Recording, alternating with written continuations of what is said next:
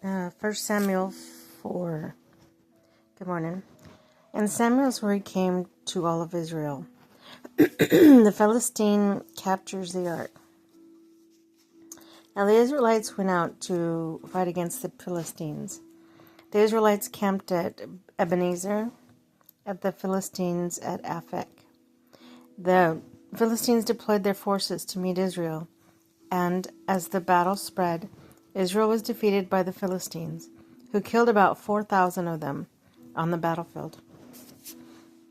When the soldiers referred to camp, the elders of Israel asked, "Why did the Lord bring defeat on us today before the Philistines?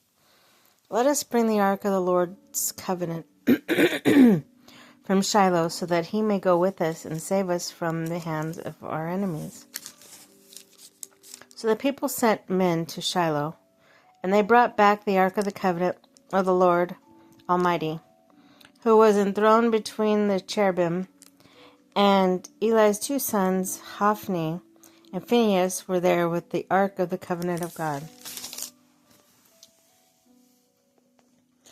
When the ark of the Lord's covenant came to all the camp, all Israel raised such a great shout that the ground shook.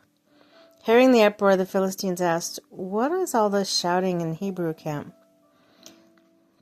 When they learned that the ark of the Lord had come to the camp, the Philistines were afraid. God has come to the camp. They said, "Oh no, nothing like this has happened before. We're doomed.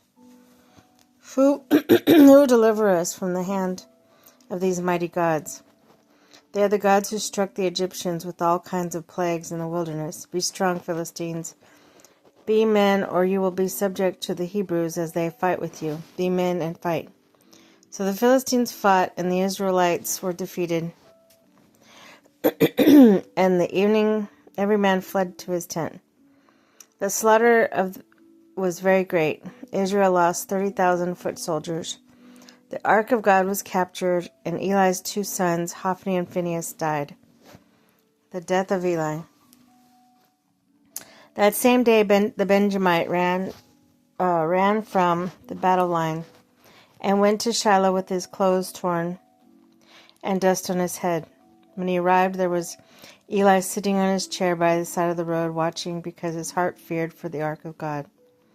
When the man entered the town and told what had happened, the whole town sent up a cry.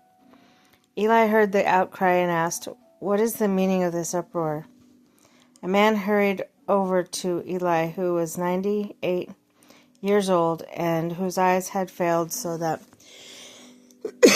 he could not see.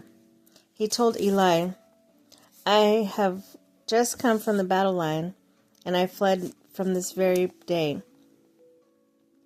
Eli asked, "What happened, my son?" A man who brought us the news replied, "Israel fled before the Philistines, and the army has suffered heavy losses. Also your two sons, Hophni and Phinehas, are dead. The ark of the covenant has been captured." When he mentioned the ark of God, Eli fell backwards off his chair by the side of the gate. His neck was broken, and he died. For he was an old man, he was heavy. He had led Israel 40 years. His daughter-in-law, the wife of Phinehas, was pregnant and near the time of delivery. When she heard the news that the ark of God had been captured and that her father-in-law and her husband were dead, she went to labor and gave birth, but was overcome by her labor pains. She was dying, and the woman attending her said, "Don't despair, you have given birth to a son." But she did not respond or pay attention. She named the boy Ichabod, saying, "The glory has departed from Israel." Because of this capture of the ark of God and the death of her father-in-law and her husband, she said, "The glory has departed from Israel, for the ark of God has been captured."